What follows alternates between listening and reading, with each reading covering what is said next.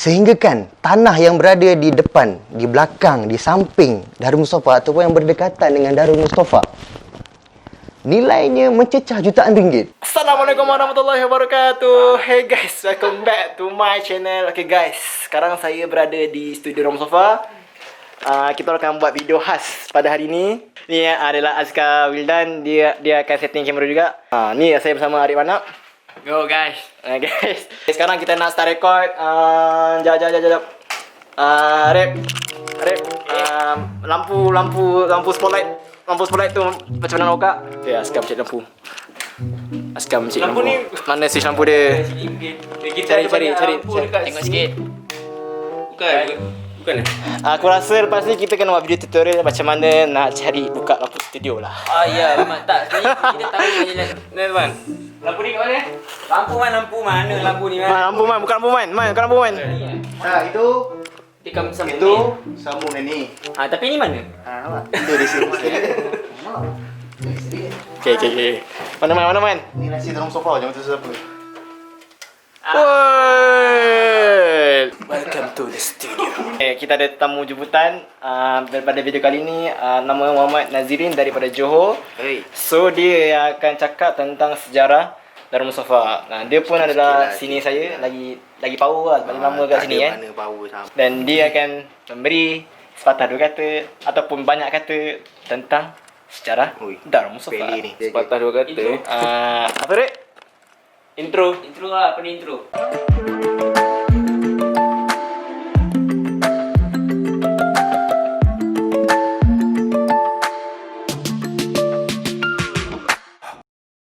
Bismillahirrahmanirrahim. Assalamualaikum warahmatullahi ta'ala wabarakatuh. Alhamdulillah. Segala puji dipanjatkan kehadirat Allah Subhanahu wa taala, Tuhan semesta alam, yang telah mengutuskan dan menganugerahkan kepada umat Rasul pembawa Islam. Jadi insya-Allah di sini Al-Faqir akan menceritakan sedikit tentang Darul Mustafa. Jadi Darul Mustafa adalah sebuah institut pengajian Islamik tradisional yang terletak di Kota Tarim di wilayah Hadramut, Selatan Yaman.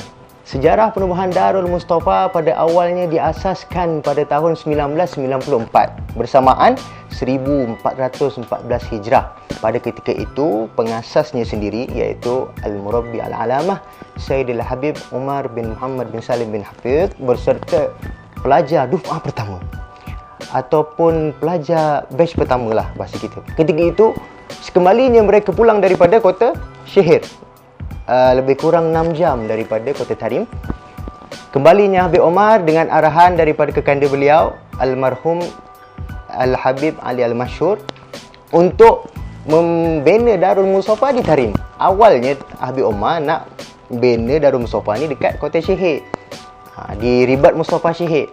Namun atas arahan Habib Ali, Habib Omar dan juga para pelajar pulang ke Tarim dan mula mengasaskan Darul Mustafa pada ketika itu.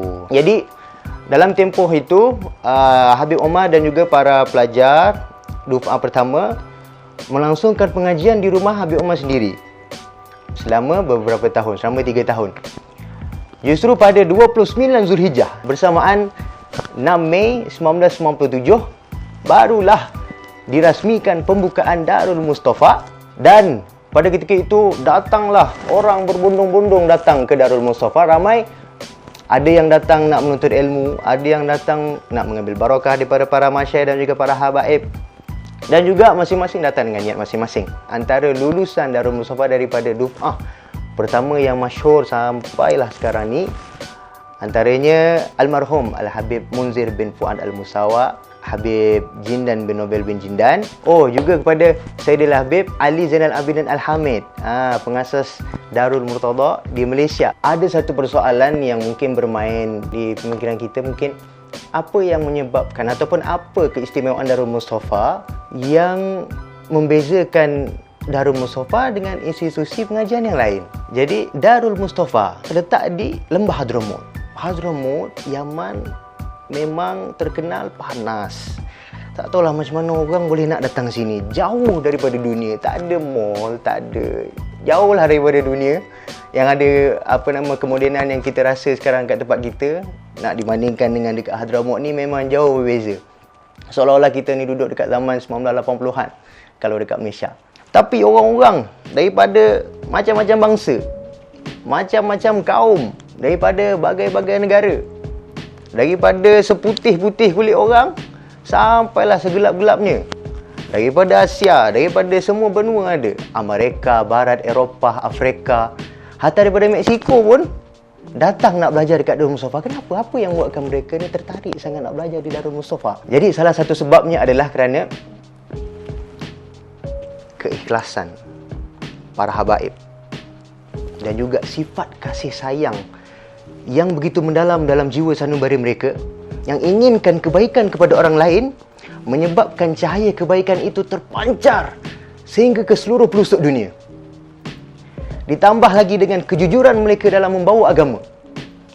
Kejujuran mereka dalam membawa agama yang tidak lain hanya meletakkan sepenuh pengharapan dalam mengharap keridaan Allah Subhanahu Wa Taala dan murafaqat Nabi sallallahu alaihi wasallam. Inilah dia penghayatan hidup yang sebenar, di mana apabila seorang itu sedar bahawa dia itu seorang hamba dan cuba mengaplikasikan visi dan misi hidup ini berdasarkan landasan yang diletakkan oleh Allah Subhanahu Wa Taala. Oleh kerana itu, berapa ramai orang daripada barat, sama ada yang Islam ataupun bukan Islam, tersentuh hati mereka, rasa ingin berkunjung ke lembah ini semata-mata nak bersuai kenal dengan syariat dan ingin mencari obat untuk mengisi kekosongan hati.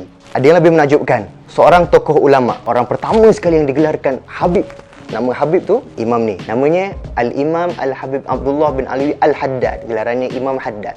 Beliau hidup sekitar 300 tahun yang lalu. Beliau pernah mengarang beberapa rangkap syair yang mana dalam syair tersebut telah menceritakan bahawasanya satu hari nanti Darul Mustafa akan terbina. Apa kata beliau? Kata beliau, wasagoniya kusyauki yaksudu ma'hadan bihi nazalal agwamu fi radatin nada bi'aididin hayyullah aidid kullahu bisariyatin kama saral barku ar'ada. Berkata beliau, wasagoniya kusyauku, terbawa kerinduan ini yaksudu ma'hadan, ke sebuah ma'had, sebuah pusat ilmu, bihi nazalal agwam, yang mana datang dengan ma'had ini bertandang orang ramai, fi radatin nada, ingin datang ke majlis ilmu.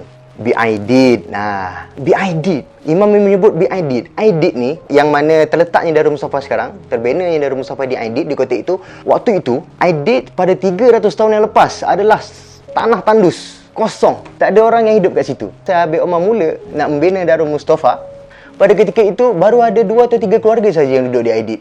Namun, Imam Haddad dah sebut dah, bi'aidid hayyullah aidid kullahu, semoga Allah hidupkan Aidid keseluruhannya, bisariyatin kama saral barku ar'ada, dengan pancaran sekilas pancaran kilat. Kita lihat sekarang Aidid selepas terbinanya Darul Mustafa, Aidid seolah-olah menjadi satu pekan yang pesat dengan penduduk.